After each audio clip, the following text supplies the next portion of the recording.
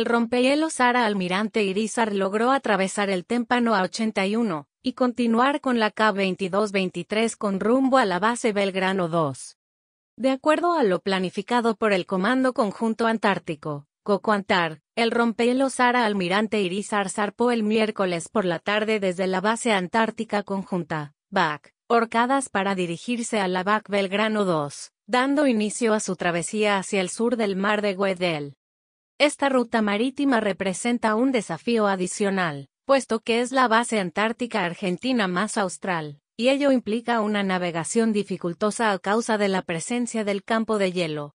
A esto se suma, en esta oportunidad, la presencia de un témpano gigante denominado A81 que, a través del Departamento Operaciones de la Unidad, es monitoreado a bordo a través de imágenes satelitales por personal experto dependiente del Servicio de Hidrografía Naval.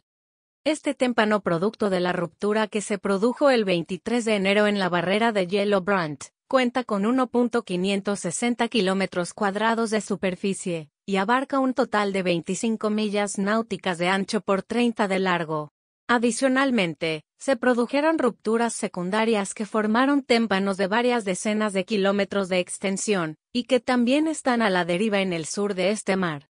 Para sortear el mismo, una vez arribados a la zona de la 81, se efectuaron observaciones a través de un vuelo glaciológico con helicópteros Sea King, a fin de sobrevolar el mismo, para constatar desprendimientos secundarios y escombros de hielo liberados, factor que también podrían llegar a dificultar la navegación de regreso al norte. Finalmente, con esta información se determinó la ruta de navegación más segura para evitarlo.